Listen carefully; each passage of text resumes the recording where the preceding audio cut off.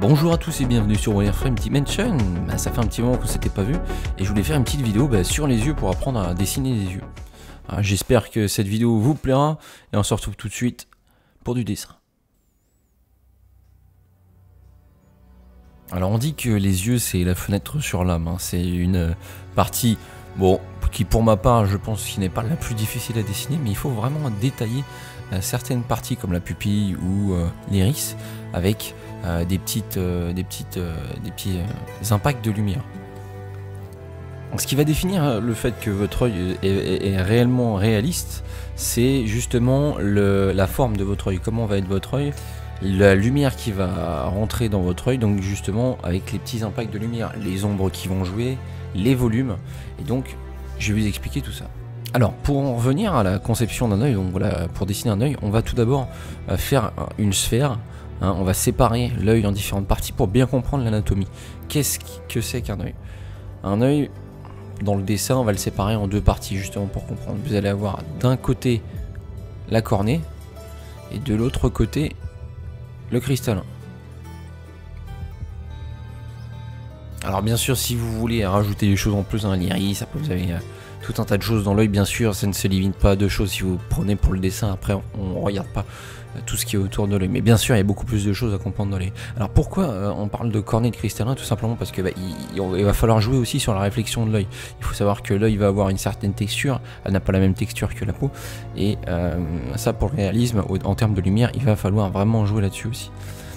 Pour la construction de l'œil, j'ai pris des petites références, donc si vous voulez je vous donnerai une petite référence image avec un lien.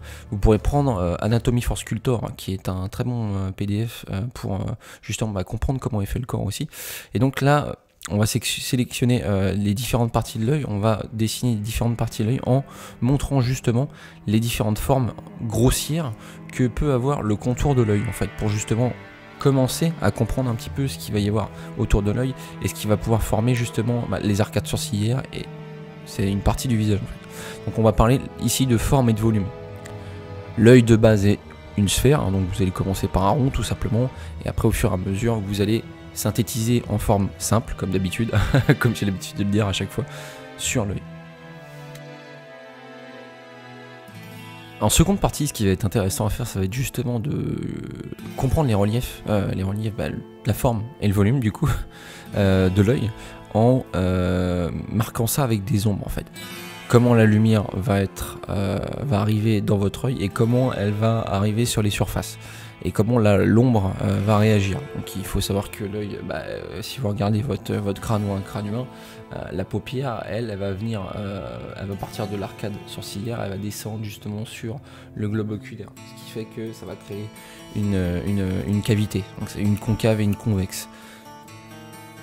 Donc là, si vous faites du digital painting, ce que je vous conseillerais, c'est d'utiliser d'abord la broche ronde assez dure pour justement synthétiser le sketch, pour faire un sketch. Et après, par-dessus, vous venez avec une broche qui est plutôt douce, soft, avec les bords de votre broche qui soient adoucis. Ça vous permettra de faire des dégradés plus rapidement.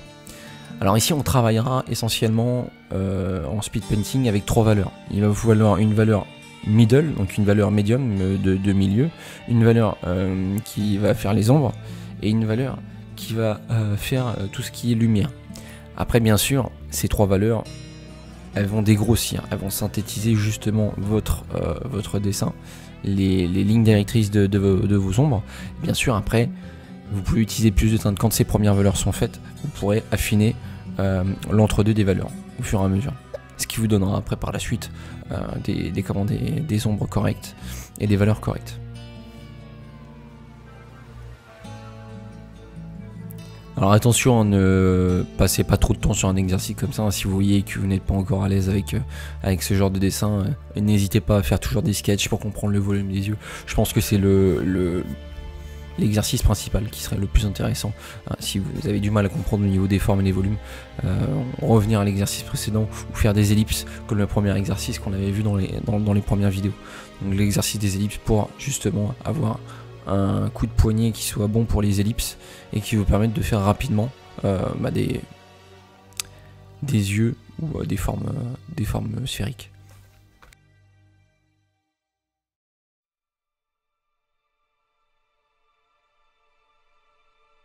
Donc ici je voulais revenir sur l'exercice de début de vidéo avec les formes, les volumes, justement pour que vous puissiez bien comprendre de quoi je veux parler.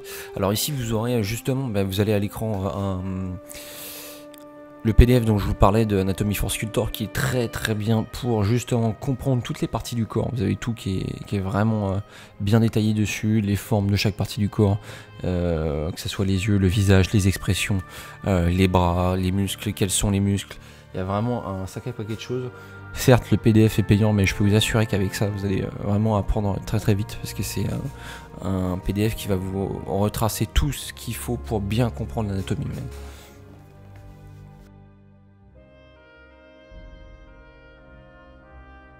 Alors ici, on parlera de concave et de convexe. Donc du coup, qu'est-ce que c'est que la concave et la convexe? Concave signifie creux, soit forme arrondie vers l'intérieur. Son contraire est convexe, donc c'est bombé. Et donc c'était le petit instant vocabulaire anatomie. Voilà. Merci. Et écoutez, je vous remercie pour avoir regardé cette vidéo. Sachez que si vous voulez aider la chaîne, n'hésitez pas à en parler à vos amis, si vous êtes dans l'art ou si vos collègues sont dans l'ami. Oh putain de merde. Non, dans l'art, désolé. En tout cas, je vous remercie car la chaîne continue à augmenter. Ça me fait très plaisir. C'est une chaîne qui est vraiment qui est en pleine expansion et qui prend de plus en plus d'abonnés. Chaque jour il y en a quelques-uns qui arrivent en plus et ça fait très plaisir. Alors j'espère que toutes ces vidéos vous plairont. J'ai actuellement une chaîne secondaire aussi où je fais un peu de gaming à côté.